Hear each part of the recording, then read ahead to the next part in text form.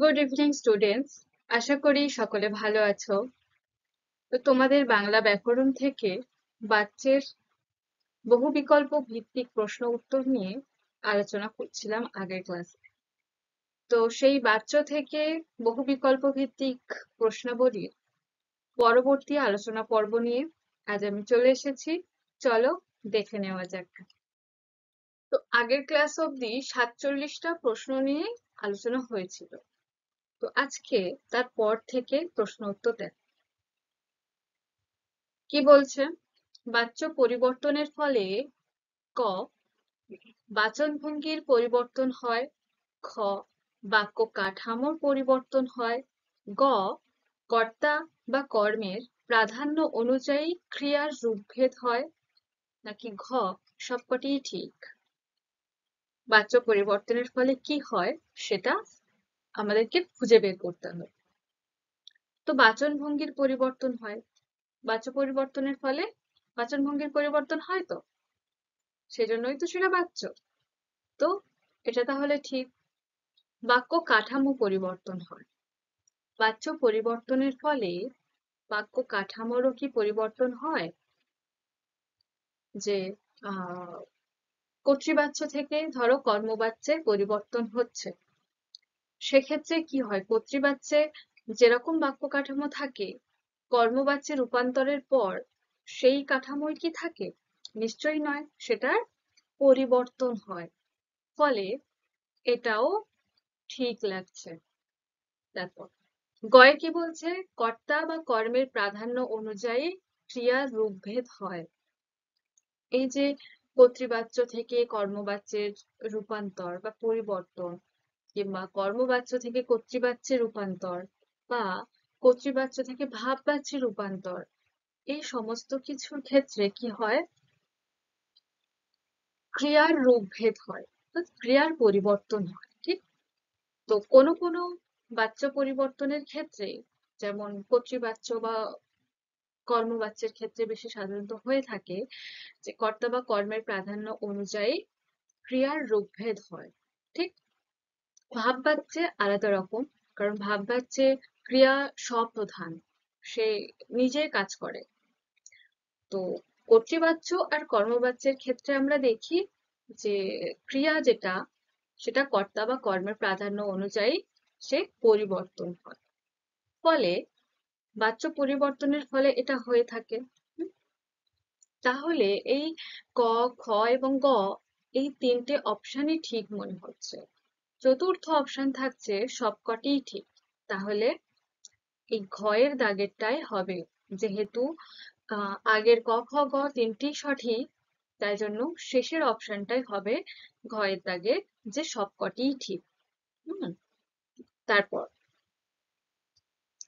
পরবর্তী প্রশ্ন, কর্তৃবাচ্য থেকে কর্মবাচ্য পরিবর্তনের জন্য অপশন ক বাক্য অকর্মক হতে হবে, খ বাক্য সকর্মক হতে হবে, গ বাক্যে যৌগিক ক্রিয়া থাকবে, ঘ কোনোটিই নয়। তো কি হবে? কর্তৃবাচ্য থেকে কর্মবাচ্যে পরিবর্তনের জন্য কোনটা হবে সঠিক?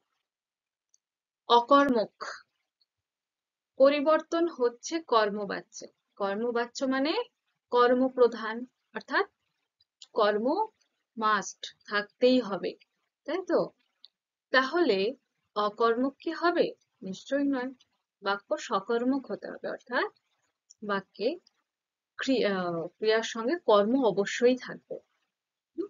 তাহলে এটাই হবে সঠিক উত্তর, অর্থাৎ খ বাক্য সকর্মক হতে হবে। আচ্ছা, পরের প্রশ্ন দেখো, কর্তার ভূমিকা প্রধান এবং ক্রিয়া কর্তার অনুসারী হলে কোন বাচ্য হয়ে থাকে? অপশন ক কর্তৃবাচ্য, অপশন খ কর্মবাচ্য, অপশন গ ভাববাচ্য, অপশন ঘ কর্ম কর্তৃবাচ্য। কি বলছে? কর্তার ভূমিকা প্রধান। তো কোন বাচ্যে কর্তা প্রধান হয়? কর্তৃবাচ্যে। এবং ক্রিয়া সেই কর্তার অনুসারী হয়, তাহলে কোন বাচ্য হবে? না, কর্তৃবাচ্য। তাহলে এর সঠিক উত্তর হবে ক কর্তৃবাচ্য। তারপর পরের প্রশ্ন, কোন বাচ্চে কর্মের ভূমিকা প্রাধান্য পায় এবং ক্রিয়া কর্মের অনুসারী? কোন বাচ্চে কর্মপ্রধান? কি কি আছে অপশন? ক কর্তৃবাচ্য, খ কর্মবাচ্য, গ ভাববাচ্য, ঘ কর্মকর্তৃবাচ্য। কোনটা হবে সঠিক উত্তর? কর্মপ্রধান হয় কোন বাচ্চে? কর্মবাচ্যে। এবং কর্মবাচ্যে যে ক্রিয়াটা থাকে সেটা কর্মের অনুসারী হয়, তাই তো? তাহলে এর সঠিক উত্তর হবে অপশন খ কর্মবাচ্য। তারপর পরের প্রশ্ন, কোন বাচ্য পরিবর্তন করা যায় না? অপশন ক কর্তৃবাচ্য, খ কর্মবাচ্য, গ ভাববাচ্য, ঘ কর্মকর্তৃবাচ্য। তো কোন বাচ্য পরিবর্তন করা যায় না? না কর্মকর্তৃবাচ্য। এই যে বাচ্য পরিবর্তন বা বাচ্য অধ্যায় নিয়ে যা বিস্তারিতভাবে আলোচনা হলো, সেখানে মানে বাচ্য পরিবর্তনের ক্ষেত্রে তোমরা কি দেখেছো যে কর্মকর্তৃবাচ্য রূপান্তর করা যাচ্ছে কোনো বাচ্চা থেকে? নয়। তার কারণ কর্মকর্তৃবাচ্যর কাঠামো কি? যে কর্ম থাকে, ক্রিয়া থাকে, সেখানে কর্তা থাকে না, কর্তা থাকেই না মোটামুটি। তো সেই জন্য এই বাচ্চকে পরিবর্তন করা যাবে না। তাহলে এর সঠিক উত্তর হবে অপশন ঘ কর্মকর্তৃবাচ্য। তারপর পরের প্রশ্ন, তুলসী তলায় প্রদীপ জ্বলে বাক্যটি কোন বাচ্যের উদাহরণ? ক কর্তৃবাচ্য, খ কর্মবাচ্য, গ ভাববাচ্য, ঘ কর্মকর্তৃবাচ্য। ভালো করে, তুলসী তলায় প্রদীপ জ্বলে, এখানে কাঠামোটা কি থাকছে? যে কর্ম থাকছে আর ক্রিয়া থাকছে, তাই তো? তাহলে কর্ম আর ক্রিয়া মিলে কোন বাচ্য গঠিত হয়? না কর্মকর্তৃবাচ্য, ঠিক? তাহলে এই বাক্যটি কোন বাচ্যের উদাহরণ হবে? না কর্মকর্তৃবাচ্য। তাহলে সঠিক উত্তর হবে ঘ কর্মকর্তৃবাচ্য। ঠিক আছে? তারপর 54 দাগের, রামের খাওয়া হয়েছে, এটি কোন বাচ্য? অপশন ক কর্তৃবাচ্য, অপশন খ কর্মবাচ্য, অপশন গ ভাববাচ্য, অপশন ঘ কর্মকর্তৃবাচ্য। কোনটা হবে? যে রামের খাওয়া হয়েছে, এটা গঠনটা দেখো আগে, বাক্যের কাঠামো গঠন কি থাকছে? কর্তা থাকছে, ক্রিয়া থাকছে, মানে কর্তার সঙ্গে বিভক্তি যুক্ত হচ্ছে, তারপরে ক্রিয়া থাকছে, ঠিক? তো এরকম বাক্যের কাঠামো কোন বাচ্যের ক্ষেত্রে হয়ে থাকে? যে ভাব বাচ্যের ক্ষেত্রে, তাই না? দেখো এখানে রামের অর্থাৎ রাম যুক্ত এর, কর্তা সঙ্গে বিভক্তি যুক্ত, তারপর খাওয়া হয়েছে ক্রিয়া। এবং দেখো এখানে আপ্রত্যয়ন্ত পদ হিসাবে ক্রিয়া বিশেষণ রূপে বসছে। এবং তারপরে দেখো আরো চেনার মূল উপায় যে হয়েছে, এই অসমাপিকা ক্রিয়া এখানে যুক্ত হচ্ছে এবং সেটা হ ধাতুজাত সম্পন্ন। তাহলে কোন বাচ্চার ক্ষেত্রে আমরা জানি যে অসমাপিকা ক্রিয়া শেষে হ ধাতুজাত সম্পন্ন হয়? ভাব বাচ্চার ক্ষেত্রে হয়ে থাকে, কর্মের ক্ষেত্রেও হয়, কিন্তু এখানে কাঠামোতেই আগে বোঝা যাচ্ছে যেটা ভাব বাচ্চ। তাহলে এর সঠিক উত্তর হবে অপশন গ ভাব বাচ্চ। তারপর পরের প্রশ্ন দেখো, শিক্ষক ছাত্রদের পড়ান, এটি কোন বাচ্যের উদাহরণ? অপশন ক কর্তৃবাচ্য, অপশন খ কর্মবাচ্য, অপশন গ ভাববাচ্য, ঘ কর্মকর্তৃবাচ্য। শিক্ষক ছাত্রদের পড়ান, বাক্যের গঠন দেখো, যে আচ্ছা এটা শিক্ষক ছাত্রদের পড়ায়, শিক্ষকটা কি? কর্তা, ছাত্রদের পড়ান, ছাত্রদেরটা কি? কর্ম, পড়ানটা কি? ক্রিয়া। ঠিক, তাহলে এখানে কর্তা, কর্ম, ক্রিয়া এই কাঠামোতে রয়েছে। তো কোন বাচ্যের কাঠামো কর্তা, কর্ম, ক্রিয়া মিলে হয়? যে কর্তৃবাচ্যের ক্ষেত্রে। এখানে দেখো শিক্ষক, কর্তা, এখানে কর্তাই প্রধান, তাই না? এবং কর্তার অনুসারী হয়ে ক্রিয়া সম্পন্ন হচ্ছে, যেহেতু শিক্ষক আছে তাই এখানে ক্রিয়া হচ্ছে পড়ান। হুম? এবং এখানে একটা সমাপিকা ক্রিয়া থাকছে। তাহলে এটা কোন বাচ্যের উদাহরণ হতে পারে? যে কর্তৃবাচ্যের ক্ষেত্রে। ঠিক, তাহলে এর সঠিক উত্তর হবে অপশন ক, কর্তৃবাচ্য। হুম, তারপর পরের প্রশ্ন দেখো, রোগী পথ্য সেবন করে, এটি কোন বাচ্যের উদাহরণ? তো কি বলেছি আগে, বাক্যের কাঠামো দেখো, রোগী, এখানে কর্তাকে রোগী, তাহলে কর্তা কি সেবন করে? পথ্য, কি দিয়ে প্রশ্ন করলে কি হয়, কি পাওয়া যায়? কর্ম, তো এখানে কর্ম থাকছে, সেবন করে ক্রিয়া থাকছে। তাহলে দেখো এখানেও বাক্যের কাঠামোটা কর্তা, কর্ম, ক্রিয়া। তো কোন বাচ্যের ক্ষেত্রে কর্তা, কর্ম, ক্রিয়া এই কাঠামোতে বাক্য তৈরি হয়? না, কর্তৃবাচ্যের ক্ষেত্রে, তাই না কি? এবং এখানে দেখো রোগী প্রাধান্য পাচ্ছে, অর্থাৎ বাক্যের কর্তা প্রাধান্য পাচ্ছে, এবং সেই কর্তা অনুযায়ী, কর্তার পুরুষ অনুযায়ী ক্রিয়া সম্পন্ন হচ্ছে। ঠিক, তাহলে এটা কোন বাচ্চার ক্ষেত্রে হয়ে থাকে? না, কর্তৃবাচ্যের ক্ষেত্রে। তাহলে এর সঠিক উত্তর হবে অপশন ক, কর্তৃবাচ্য। বুঝতে পেরেছ? তারপর আচ্ছা, পরের প্রশ্ন দেখো,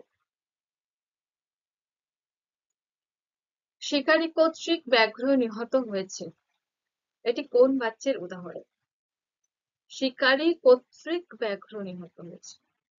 দেখো বাক্যের কাঠামোটা আগে দেখো, কি থাকছে? শিকারী, এখানে কর্তা থাকছে, কর্তা, কর্তৃক, কর্তৃকটা কি? অনুসর্গ, কর্তার সঙ্গে অনুসর্গ যুক্ত হচ্ছে। হুম, তারপর ব্যাঘ্রটা কি? কর্ম, কি নিহত হচ্ছে? ব্যাঘ্র, অর্থাৎ কর্ম, নিহত হয়েছে, এটা ক্রিয়া। হুম, তো তাহলে এই বাক্যের কাঠামো কি দাঁড়াচ্ছে? যে কর্তা, বিভক্তি বা অনুসর্গ, অর্থাৎ এখানে শুধু অনুসর্গ আছে তাই অনুসর্গ, মানে কর্তার সঙ্গে অনুসর্গ, তারপর কর্ম, তারপর ক্রিয়া। কোন বাচ্যের ক্ষেত্রে এমনটা হয়ে থাকে? না, কর্মবাচ্যের ক্ষেত্রে। এবার দেখো এখানে প্রাধান্য পাচ্ছে কে, মানে আরো চেনার উপায়, যে শিকারী কর্তৃক ব্যাঘ্র নিহত হয়েছে, কি নিহত হয়েছে? ব্যাঘ্র, এখানে ব্যাঘ্রটাই কিন্তু মূল হয়ে দাঁড়িয়েছে, অর্থাৎ এই কর্মটাই প্রাধান্য পাচ্ছে বেশি করে, তাই না? এখানে শিকারীকেও ততটা গুরুত্ব দেওয়া হচ্ছে না, এখানে ব্যাঘ্রটাকেই বেশি গুরুত্ব দেওয়া হচ্ছে। কি নিহত হয়েছে? শিকারী দ্বারা কি নিহত হয়েছে? তা কর্তৃক, যে ব্যাঘ্র নিহত হয়েছে, তাই এটা কর্ম, এবং কর্ম প্রাধান্য পাচ্ছে। কর্ম প্রাধান্য পায় কোন বাচ্চে? আমরা জানি যে কর্ম বাচ্চে। এবং ক্রিয়া যেটা, যে নিহত হয়েছে, এখানে ক্রিয়া বিশেষণ থাকছে এবং হ ধাতু সম্পন্ন অসমাপিকা ক্রিয়া দ্বারা যুক্ত থাকছে, ফলে এটা কর্মবাচ্যের উদাহরণ। তাহলে সঠিক উত্তর হবে অপশন খ, কর্মবাচ্য। হুম, তারপর পরের প্রশ্ন, কতটা ভাত খাওয়া হয়েছে, কোন বাচ্চার উদাহরণ? কতটা ভাত খাওয়া হয়েছে, দেখো এখানে কর্তা নেই, এর বাক্যের কাঠামোটা কেমন থাকছে? যে কতটা ভাত খাওয়া হয়েছে, কর্ম থাকছে, ক্রিয়া থাকছে। হ্যাঁ, তো কোন বাচ্চার ক্ষেত্রে কর্মপ্রধান হয়, এখানে কর্মপ্রধান থাকছে। এবং পরে দেখো ক্রিয়া বিশেষণ থাকছে এবং প্রত্যয়ন্ত পদওয়ালা ক্রিয়াবাচক বিশেষণ পদ রূপে থাকছে। তাহলে এবং পরে দেখো অসমাপিকা ক্রিয়াটি হ ধাতুজাত সম্পন্ন হচ্ছে। সব থেকে মূল কথা এখানে কর্ম থাকছে এবং কর্মই যেন প্রাধান্য লাভ করছে এখানে। তো কোন বাচ্যের ক্ষেত্রে কর্ম প্রাধান্য পায়? যে কর্মবাচ্যের ক্ষেত্রে। ঠিক, তাহলে এর সঠিক উত্তর হবে অপশন খ, কর্মবাচ্য। হুম। তারপর পরের প্রশ্ন, প্রত্যক্ষ উক্তি ওটা এর পরোক্ষ উক্তি কি হবে? কি কি অপশন আছে দেখো, অপশন ক সেই, অপশন খ তাহা, অপশন গ সেটা, ঘ ইহা। প্রত্যক্ষ আর পরোক্ষ উক্তি এগুলি দুই ধরনের হয়ে থাকে, একটা প্রত্যক্ষ একটা পরোক্ষ, একটা পরিবর্তনের ভাগ। তো আহ যখন ধরো প্রত্যক্ষ ভাবে একটা শব্দ আছে, সেটা যখন পরিবর্তন করা হবে সেটা তখন পরোক্ষ হবে এবং পরোক্ষতে গিয়ে সেটার পরিবর্তন হয়ে যাবে। তাই দেখে এসেছি আমরা। তো দেখো এখানে আছে ওটা, তাহলে ওটাটা পরোক্ষ উক্তি হিসাবে কি হবে? যে সেটা, ওটা সেটা। তাহলে এর সঠিক উত্তর হবে গ সেটা। হুম। তারপর পরের প্রশ্ন দেখো, গতকাল এর পরোক্ষ উক্তি অপশন ক পরদিন, অপশন খ পূর্বদিন, অপশন গ ওই দিন, ঘ আগের দিন। গতকাল, গতকাল বলতে আমরা কি বুঝি? যে কাল গেছে, যে ঠিক আছে, যে দিনটি অতিবাহিত হয়ে গেছে। হুম। তো সেটা আগের দিন। তো এখানে মানে বাচ্চার ক্ষেত্রে যখন পরিবর্তন করব আমরা, সেক্ষেত্রে কি হয় যে কিছু কিছু পদ পরোক্ষতে গিয়ে অর্থাৎ পরিবর্তনের সময় তখন সেটা তার রূপও পরিবর্তন হয়। তো প্রত্যক্ষ উক্তি হিসাবে আছে গতকাল, সেটা পরোক্ষ উক্তি হিসাবে তাহলে কি হয়ে যাবে? যে আগের দিন। অর্থাৎ তার অর্থ একই রকম থাকবে, শুধু তার রূপ পরিবর্তন হবে। তাহলে গতকালটা হয়ে যাবে অপশন ঘ আগের দিন। হুম। তারপর পরের প্রশ্ন, এই এর পরোক্ষ উক্তি অপশন ক সেটি, অপশন খ সেই, অপশন গ ইহা, ঘ উহা। এই এর পরোক্ষ উক্তি কি? যে প্রত্যক্ষ উক্তি হিসাবে এই আছে বাক্যে, সেটা যখন পরোক্ষ উক্তি হয়ে যাবে তখন কি হবে? যে সেই হয়ে যাবে পরিবর্তন হয়ে।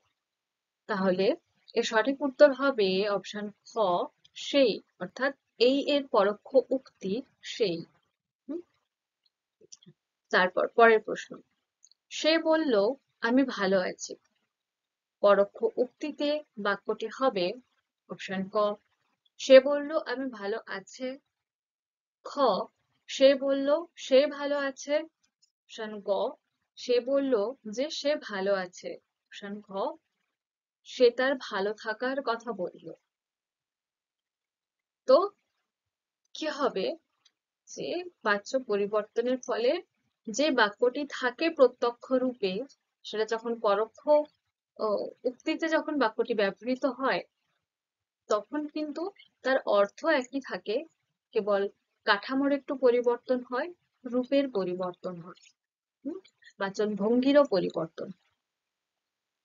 তো এখানে হবে যে সে তার ভালো থাকার কথা বলল, যে ইনডিরেক্টলি যেন সেটাই বললো, যে সে বলল আমি ভালো আছি, অর্থাৎ সে তার ভালো থাকার কথা বললো। হুম। তো এটাই তার পরোক্ষ উক্তি সেই বাক্যে। তারপর পরের প্রশ্ন, রাহাত বলল আমি বইটা কিনেছি। পরোক্ষ উক্তিতে বাক্যটি হবে অপশন ক রাহাত বলল সে বইটা কিনেছে, অপশন খ রাহাত বলল আমি বইটা কিনেছি, গ রাহাত বলল যে সে বইটা কিনেছে, ঘ রাহাত বলল যে আমি বইটা কিনেছি। রাহাত বলল আমি বইটা কিনেছি, দেখো এখানে একটা কমা দেওয়া আছে, এটা একটা পরোক্ষ উক্তি বাক্য হিসাবে ব্যবহৃত হয়েছে। সেটা যখন পরিবর্তন করা হবে, মানে এই প্রত্যক্ষ রূপী বাক্যটি যখন পরোক্ষ উক্তিতে ব্যবহার হবে, তখন বাক্যটি কেমন দাঁড়াবে, অর্থাৎ পরিবর্তন হয়ে কি দাঁড়াবে। যে রাহাত বলল যে সে বইটা কিনেছে, আমিটা হয়ে যাবে যে সে, তার নিজের কথা বলা হচ্ছে, সে নিজে নিজের কথা বলছে, কিন্তু এখানে যে একটু ঘুরিয়ে বলা হবে। হুম আমরা দেখে থাকি যে ভাব বাচ্চার ক্ষেত্রে যে যেটা সোজাসুজি বলা হয় কর্তৃবাচ্যে, সেটা ভাব বাচ্চে গিয়ে একটু ঘুরিয়ে বলা হয়। বাক্যের অর্থ একই থাকে, কিন্তু ঘুরিয়ে বলা হয়। তো এইখানে তেমনটাই ঘটেছে। রাহাত বলল আমি বইটা কিনেছি। তো এখানে দেখো, রাহাত নিজে তার কথা বলছে, কিন্তু যখন সেটা পরোক্ষভাবে বলা হবে যে তার দ্বারা সে বলেছে, আমরা সেই কথাটা যেন বলছি, তার কথাটা একজন অন্য কেউ বলেছে, সেই কথাটা যেন আমরা আমাদের মুখ দিয়ে বলছি, এরকমটা। যে রাহাত বলল যে সে বইটা কিনেছে। হুম, তাহলে সঠিক উত্তর হবে গ, রাহাত বলল যে সে বইটা কিনেছে। এটা এই বাক্যের পরোক্ষ উক্তি। কেমন? তারপর পরের প্রশ্ন দেখো, অর্থসঙ্গতি রক্ষার জন্য পরোক্ষ উক্তিতে কিসের পরিবর্তন হয়? অপশন ক কালের, খ ক্রিয়াপদের, গ অর্থের, গ কোনোটিই নয়। তো অর্থসঙ্গতি রক্ষার জন্য পরোক্ষ উক্তিতে কিসের পরিবর্তন হয়? মূলত দেখো, বাচ্য বলতে আমরা কিন্তু শুরুতে এটা পড়েছি যে রূপভেদের, মানে ক্রিয়ার রূপভেদের পরিবর্তন, বা ক্রিয়ার রূপভেদই হলো বাচ্য, ক্রিয়ার রূপভেদের ভঙ্গি হলো বাচ্য। ঠিক। তো তাহলে রূপভেদটা হয় কোন পদের? ক্রিয়াপদের। এখানে অর্থসঙ্গতি রক্ষার জন্য পরোক্ষ উক্তিতে কিসের পরিবর্তন হয়? না ক্রিয়াপদের। অর্থসঙ্গতি রক্ষা বলতে যে অর্থ একই রকম থাকবে, শুধু তার রূপ ভেদ হবে, মানে রূপের পরিবর্তন হবে, এরকম। আচ্ছা, পরের প্রশ্ন, পরোক্ষ উক্তিটি হলো অপশন ক আজকে, খ এখন, গ ইহা, ঘ তখন। তো কোনটা পরোক্ষ উক্তি হিসাবে তোমাদের মনে হচ্ছে? যে তখন, যেটা প্রত্যক্ষ উক্তিতে থাকলো, থাকে যখন, সেটা পরোক্ষ উক্তিতে হয়ে যায় তখন। তাহলে পরোক্ষ উক্তি হবে অপশন ঘ তখন। হুম আচ্ছা, তো পরের প্রশ্ন দেখো, বাবা ছেলের দীর্ঘায়ু কামনা করলেন, এই পরোক্ষ উক্তির প্রত্যক্ষ রূপ হবে অপশন ক বাবা ছেলেকে বললেন বাবা তুমি দীর্ঘজীবী হও, খ বাবা ছেলেকে বললেন যে তোমার দীর্ঘায়ু হোক, ক বাবা ছেলেকে বললেন তুমি দীর্ঘজীবী হও, ঘ বাবা ছেলেকে বললেন যে আমি তোমার দীর্ঘায়ু কামনা করি। তো পরোক্ষ উক্তির, মানে এটা পরোক্ষ উক্তি হিসাবে আছে বাক্যটি, সেটা প্রত্যক্ষ রূপে আমাদেরকে খুঁজে বের করতে হবে কোনটা হবে। তো বাবা ছেলের দীর্ঘায়ু কামনা করলেন, যেহেতু দীর্ঘায়ু আছে, সেই শব্দটার অর্থ বজায় রেখে একটা অন্য একটি শব্দ বসাতে হবে। তো সেই হিসাবে দীর্ঘজীবীটা যায়। তো বাবা ছেলেকে বললেন তুমি দীর্ঘজীবী হও, এবং প্রত্যক্ষ রূপ হিসাবে, পরোক্ষ রূপ মানে এক বাক্যে থাকবে, হ্যাঁ, এবং প্রত্যক্ষ রূপ হলে সেটার একটা খণ্ড বাক্য থাকবে, একটা কমা দেওয়া থাকবে মাঝখানে। যে যেমন দেখো, বাবা ছেলেকে বললেন কমা তুমি দীর্ঘজীবী হও, খণ্ড বাক্য দিয়ে একটা বাক্য গঠিত হয়েছে, এটা প্রত্যক্ষ রূপ। তাহলে এই বাবা ছেলের দীর্ঘায়ু কামনা করলেন, এর প্রত্যক্ষ রূপ হবে অপশন গ বাবা ছেলেকে বললেন তুমি দীর্ঘজীবী হও। হুম তারপরে প্রশ্ন দেখো, প্রত্যক্ষ উক্তিতে ব্যবহৃত আগামীকাল শব্দটির পরোক্ষ উক্তিতে কি পরিবর্তন হবে? আগামীকাল আছে প্রত্যক্ষ উক্তিতে, সেটা পরোক্ষ উক্তিতে কোন শব্দ হবে? তো প্রথমত আমাদের এটা মাথায় রাখতে হবে যে অর্থ সঙ্গতি বজায় রাখতে হবে, অর্থাৎ একই অর্থের আলাদা শব্দ বসাতে হবে। তো আগামীকাল বলতে আমরা কি বুঝতে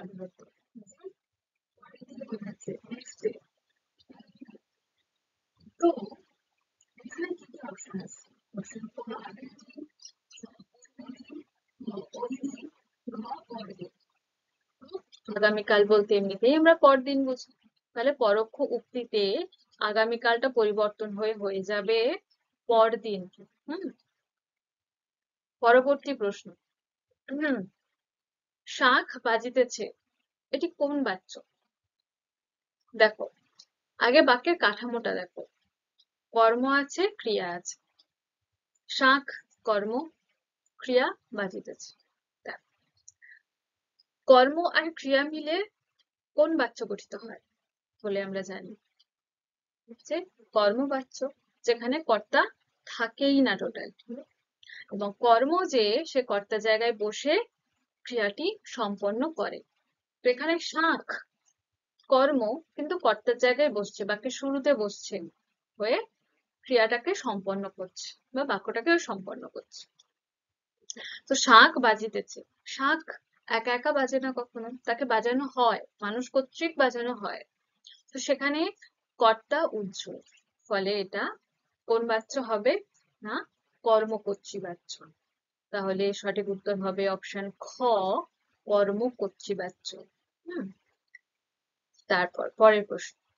গতকাল্য শব্দটির পরোক্ষ উক্তি হবে অপশন ক আগের দিন, অপশন খ পরদিন, অপশন গ পূর্বদিন, ঘ ওই দিন। গতকাল্য, তো গতকাল্য বলতে কি বোঝানো হয়? যে আগের দিন, যেদিন অতিবাহিত হয়ে গেছে। তো আরো একটি কথা বলার, যে আমরা যখন বাক্যটাকে পরিবর্তন করব সেক্ষেত্রে তার অর্থসঙ্গতি বজায় রেখে পরিবর্তন করতে হয় বলে আমরা জানি, ঠিক? এবং এর মধ্যে আরো একটি বিষয় আছে যেটা আমাদের খেয়াল রাখতে হবে, যে ভাষ্য কোন ভাষায় আছে। চলিত ভাষায় থাকলে চলিত ভাষাতেই পরিবর্তন করতে হবে, সাধু ভাষায় থাকলে সেই শব্দটিকে পরিবর্তিত রূপ হিসাবে সেটাকেও সাধু ভাষায় রাখতে হবে। তো এখানে গতকাল্য আছে, তাই এটা সাধু ভাষায় আছে। তো সেই সাধু ভাষায় ব্যবহৃত শব্দ খুঁজে লিখতে হবে। তো গতকাল্য মানে পূর্বদিন। দেখো, এখানে যদি গতকাল থাকতো, গতকাল মানে আগের দিন বোঝায়, তাহলে আগের দিন হতো। কিন্তু গতকাল্য আছে যেহেতু, তাই পূর্বদিন হলো। এগুলো খেয়াল রাখবে, কেমন? তাহলে এর সঠিক উত্তর হবে অপশন গ, পূর্বদিন। হুম। তারপর পরের প্রশ্ন। তিনি বললেন, দয়া করে ভিতরে আসুন, এটা কিসের উদাহরণ? ক প্রত্যক্ষ উক্তির, খ কর্মবাচ্যের, গ কর্তৃবাচ্যের, ঘ পরোক্ষ উক্তির। তিনি বললেন, দয়া করে ভিতরে আসুন। দেখো, আমরা কি জেনেছি? এই যে ৬৬ নম্বর প্রশ্নটি দেখো, বাবা ছেলে দীর্ঘায়ু কামনা করলেন, এটা পরোক্ষ উক্তিতে আছে। প্রত্যক্ষ রূপ দিতে হবে, যেটা এরকম আহ, খণ্ডবাক্য রূপে বাক্য হিসাবে গঠিত হয় প্রত্যক্ষ রূপ। তো এই বাক্যটি দেখ, তিনি বললেন কমা দয়া করে ভিতরে আসুন, বাক্যটি খণ্ডবাক্য মিলে গঠিত হয়েছে একটি বাক্য। এবং এটা বলেছি আগে যে পরোক্ষ উক্তি মানে এক বাক্যে থাকবে। হুম।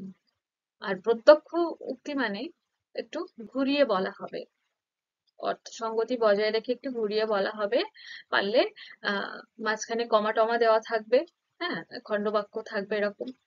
তো দেখো, এই বাক্যটিতে তিনি বললেন কমা দয়া করে ভিতরে আসুন, তাহলে কিসের উদাহরণ হবে না, প্রত্যক্ষ উক্তির। কেমন? তাহলে সঠিক উত্তর হবে অপশন ক, প্রত্যক্ষ উক্তির। বুঝতে পেরেছো? তারপর পরের প্রশ্ন দেখো, ফুল ফোটে, এই বাক্যটি কিসের উদাহরণ? অপশন ক কর্মবাচ্যের, খ কর্তৃবাচ্যের, গ কর্মকর্তৃ বাচ্যের নাকি ঘ ভাব বাচ্যের? ফুল ফোটে। তো এখানে বাক্যের কাঠামোটা কি আছে? কর্ম আর ক্রিয়া। ফুলটা কর্ম, ফোটেটা ক্রিয়া। তো কর্ম আর ক্রিয়া মিলে কোন বাচ্য গঠিত হয়, এবং কোন বাচ্যের ক্ষেত্রে কর্তা থাকেই না? কোন বাচ্য? না, কর্মকর্তৃ বাচ্য। তাহলে সঠিক উত্তর হবে অপশন গ, কর্মকর্তৃ বাচ্যের। তারপর পরের প্রশ্ন, তোমাকেই কলকাতা যেতে হবে, কোন ধরনের বাচ্য? দেখো এখানেই শুরুতে নাম পুরুষ আছে, তোমাকেই কর্তা হিসাবে পাচ্ছি, এবং এটা নাম পুরুষ হিসাবে, এবং এই নাম পুরুষকেই দেখো একটা জোর দিয়ে বলা হচ্ছে যে তোমাকেই কলকাতা যেতে হবে। হ্যাঁ, এবং শেষে একটা অসমাপিকা ক্রিয়া এবং পরে সমাপিকা ক্রিয়া, সেটা হ ধাতুজাত সম্পন্ন। ঠিক, তো কোন বাচ্যের ক্ষেত্রেই কেবলই হ ধাতু সম্পন্ন সমাপিকা ক্রিয়া হয়ে থাকে? না, ভাব বাচ্যের ক্ষেত্রে। এবং ক্রিয়াবাচক বিশেষ্য বা যৌগিক ক্রিয়া এই ধরনের হয়ে থাকে ভাব বাচ্যের ক্ষেত্রে। এবং এখানে যে কর্তা রূপে আছে, কর্তৃপদ যেটা আছে, কর্তা, তাকেই জোর দেওয়া হচ্ছে। এবং এখানে কি দিয়ে প্রশ্ন করেও পাওয়া যাচ্ছে না, কলকাতা কোথায় দিয়ে প্রশ্ন করে পাওয়া হচ্ছে, সেই অর্থে কর্ম হিসেবে ধরা হবে না। তো তোমাকেই অর্থাৎ নাম পুরুষকে জোর দিয়ে ক্রিয়াটি সম্পন্ন হচ্ছে। তো কি হবে তাহলে? যে ভাব বাচ্য। এরকম ব্যতিক্রমী প্রশ্নও আসতে পারে, তাই খেয়াল রেখো। এবং যেতে হবে এই ক্রিয়াটি সেই নাম পুরুষেরই ক্রিয়া, তাই এটা হবে ভাব বাচ্য। অর্থাৎ অপশন গ, ভাব বাচ্য হবে সঠিক উত্তর। তারপর পরের প্রশ্ন দেখো, শিক্ষককে সকলেই সম্মান করে, এটি কোন বাচ্য? দেখো শিক্ষককে সকলেই সম্মান করে, কর্তা আছে, কর্ম আছে, ক্রিয়া আছে। তো কোন বাচ্যের ক্ষেত্রে কর্তা প্রধান হয়? এখানে এখানে কর্তা প্রধান, শিক্ষক এটা কর্তা। এবং দেখো এই কর্তার উপর নির্ভর করে কিন্তু ক্রিয়া তৈরি হচ্ছে, অর্থাৎ ক্রিয়া কর্তার অনুসারী হচ্ছে এখানে। তো কোন বাচ্যের ক্ষেত্রে ক্রিয়া কর্তার অনুসারী হয় এবং কোন বাচ্যের ক্ষেত্রে কর্তা প্রধান হয়? কোন বাচ্য? না, কর্তৃবাচ্য, তাই তো? তাহলে এর সঠিক উত্তর হবে অপশন ক, কর্তৃবাচ্য। তারপরের প্রশ্ন দেখো, আমি যাব না, এটি কোন বাচ্য? দেখো আমি যাব না। তো এখানে আমি হচ্ছে কর্তা, যাব না হলো ক্রিয়া। তো কোন বাচ্যের ক্ষেত্রে কর্তা ক্রিয়ার সঙ্গে সরাসরি যুক্ত থাকতে পারে? কোন বাচ্য? না, কর্তৃবাচ্য। তো এটা কোন অপশন হবে? কি কি আছে? কর্মবাচ্য, কর্তৃবাচ্য, ভাববাচ্য, কর্মকর্তৃবাচ্য। তো সঠিক উত্তর হবে কর্তৃবাচ্য, অর্থাৎ অপশন খ, কর্তৃবাচ্য। এবার এটা দেখো, এই যে 72-এর প্রশ্নটা, যে তোমাকেই কলকাতা যেতে হবে, এক্ষেত্রে যদি শুধু তোমাকে থাকতো, হর্ষইটা যদি না থাকতো, তাহলে কিন্তু অন্যরকম হয়ে যেত বাচ্চটা, যে তোমাকে কলকাতা যেতে হবে। অর্থাৎ তখন নাম পুরুষের উপর জোর দিয়েও বলা হচ্ছে না, সেক্ষেত্রে অন্য বাচ্চ হতো। তো এইরকম ধরনের বিকল্পী প্রশ্ন আসবে, মানে আসতে পারে, মানে ব্যতিক্রমী, সরি। তো খেয়াল রেখে করতে হবে। যাই হোক, পরের প্রশ্নটা দেখ, বাবার শরীর খারাপ, যাওয়া হয়নি, কোন বাচ্চ? তো দেখো এটা প্রত্যক্ষ রূপে আছে বাক্যটি, দেখো মাঝখানে কমা দেওয়া আছে এবং একটু ঘুরিয়ে বলা আছে। এবার এটা বলো যে কোন বাচ্য ঘুরিয়ে বলা হয়, সরাসরি না বলে, মানে কর্তা ক্রিয়ার সঙ্গে সরাসরি যুক্ত না হয়ে একটু ঘুরিয়ে যুক্ত হয় বা সরাসরি যুক্ত হয় না? কোন বাচ্চার ক্ষেত্রে? না, ভাব বাচ্চের ক্ষেত্রে। ঠিক, এবারে দেখো এই যে যাওয়া হয়নি, আপ্রত্যয়ন্ত পদ রূপে ক্রিয়া বিশেষণ পদ হচ্ছে, এবং হ ধাতু সম্পন্ন অসমাপিকা ক্রিয়া এখানে যুক্ত হচ্ছে। তো কোন বাচ্চার ক্ষেত্রে এটা হয়ে থাকে? ভাব বাচ্চার ক্ষেত্রে হয়ে থাকে। তো এটা হবে ভাব বাচ্য, অর্থাৎ সঠিক উত্তর হবে অপশন গ, ভাব বাচ্য। পরের প্রশ্ন দেখো 76-এ, নিচের কোন বাক্যটি ভাব বাচ্যের উদাহরণ? অপশন ক, আমাকে কাপড় কিনতে হবে। অপশন খ, শেষ পর্যন্ত তার যাওয়া হবে না। অপশন গ, এখন কিছুই বলো না। ঘ, আমি যেতে পারবো না। তো এর মধ্যে ভাব বাচ্যের উদাহরণ কোনটি? দেখো, আ প্রত্যয়ন্ত পদ যুক্ত হয়ে ক্রিয়া বিশেষণের রূপ হয়েছে, হ ধাতু সম্পন্ন আছে কোন বাক্যটিতে? এবং দেখো, এই যে যাওয়া হবে না, আপ্রত্যয়ন্ত পদ হচ্ছে, তারপরে হ ধাতু সম্পন্ন আহ অসমাপিকা ক্রিয়া বসছে। তাহলে এই চারটি বাক্যের মধ্যে এই অপশন খ, শেষ পর্যন্ত তার যাওয়া হবে না, এটাই হবে ভাব বাচ্যের উদাহরণ। তারপর পরের প্রশ্ন, আর এটা এই শেষ পর্যন্ত তার যাওয়া হবে না, এজন্যই যে একটু ঘুরিয়ে বলা। ছটা হলে যে শেষ পর্যন্ত সে গেল না, তো সে ছিল, সেটার পরিবর্তে তার হলো, গেলোর পরিবর্তে যাওয়া হলো, আর যেহেতু না বোধক হবে না হলো, তাই এই বাক্যটি হবে ভাববাচ্যের উদাহরণ। তারপরের প্রশ্ন, কর্মবাচ্যের উদাহরণ কোনটি? দূর থেকে পাহাড় নিচু মনে হয়। অপশন খ, কেমন শীত শীত করছে। অপশন গ, তা আপনার কি করা হয়। ঘ, আসামিকে জরিমানা করা হয়েছে। তো কর্মবাচ্যের উদাহরণ করতে, কর্মবাচ্যের মূল কাঠামো কি, কিভাবে বাক্য গঠিত হয়, কর্মবাচ্যের কি প্রধান, ক্রিয়া কিভাবে রূপভেদ হয়, এগুলো প্রথমে মনে করবে, সেই অনুযায়ী বাক্যগুলিকে মিলিয়ে মিলিয়ে দেখ। তো দেখো, কর্মবাচ্যে কর্মপ্রধান হয় এবং ক্রিয়া আপ্রত্যয়ন্ত পদ হয়ে থাকে, অধাতু সম্পন্ন হয়ে থাকে। তো দেখো, আসামিকে জরিমানা করা হয়েছে, এখানে দেখো কর্তা আছে, বিভক্তি আছে, কর্ম আছে, ক্রিয়া আছে।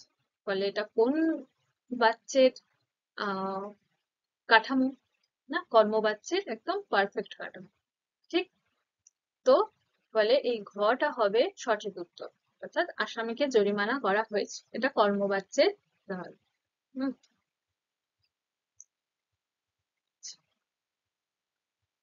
বাকিগুলি দেখো, দূর থেকে পাহাড় নিচু মনে হয়। দেখো শেষে এই যে মনে হয়, হ্যাঁ, এটা সেই অর্থে সেরকম ক্রিয়া হচ্ছে না। পাহাড়, দূর থেকে পাহাড় নিচু মনে হয়, এখানে এই পাহাড়টাকে প্রাধান্য দেওয়া হচ্ছে। অর্থাৎ কর্তাকে প্রাধান্য দেওয়া হচ্ছে, কিন্তু কর্মবাচ্যে কর্মপ্রধান। কেমন শীত শীত করছে, এখানে করছে একটা সমাপিকা ক্রিয়া থাকছে, যেটা কর্মবাচ্য হয় না। শীত শীত করছে, এখানে কর্ম নেই, ফলে এটাও নয়। তো আপনার কি করা হয়, এখানে কর্তা থাকছে, কর্ম নেই, কর্ম ছাড়া কর্মবাচ্য হয় না। তো একমাত্র এটাই যে পারফেক্ট ভাবে কর্মবাচ্যের কাঠামোতে তৈরি এই বাক্যটি, ফলে এটাই হবে কর্মবাচ্যের উদাহরণ। বুঝতে পেরেছো? তো এরকম ভাবে প্রত্যেকটা বাক্য তোমরা মিলিয়ে মিলিয়ে দেখবে, ভেবে তারপরে কিন্তু অপশন চুজ করবে। তারপর পরের প্রশ্ন দেখো, ভাব বাচ্য কোনটি? অপশন ক, ওকে খেতে ডেকে আনো। খ, বিকালের আকাশ ভারী সুন্দর লাগে। গ, আরিশার ঘুমানো হলো না। ঘ, আমি বাগানে ঘুরতে যাব। ভাব বাচ্য কোনটি? তো ভাব বাচ্যের ক্ষেত্রে সাধারণত কর্ম থাকে না।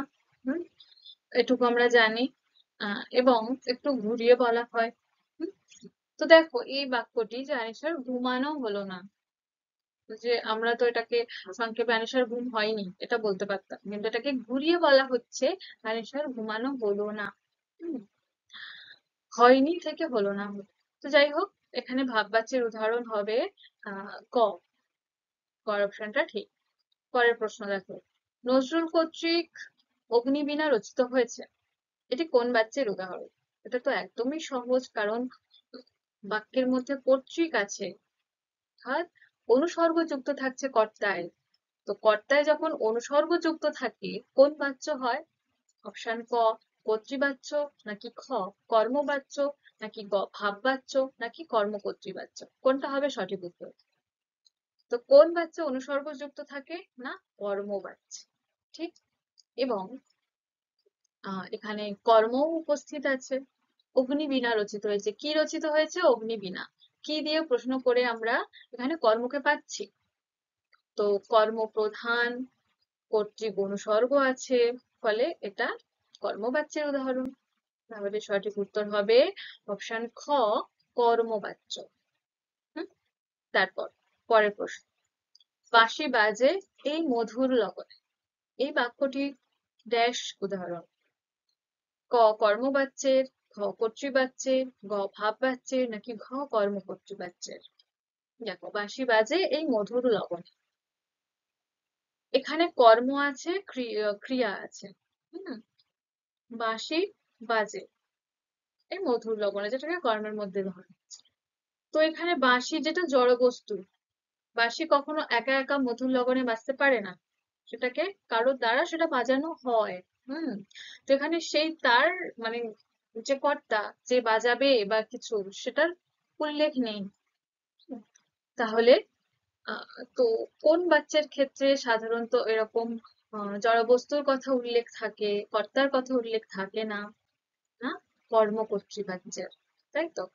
তাহলে এখানে এই শূন্যস্থানে কর্মকর্তৃবাচ্য হবে। তো এইরকম ধরনেরও বহু বিকল্প ভিত্তিক প্রশ্ন থাকতে পারে, যে এরকম শূন্যস্থান দিয়ে দিল সেই চারটা অপশনের মধ্যে থেকে, সেখানে সঠিক উত্তর সেই শূন্যস্থানে বসাতে হবে।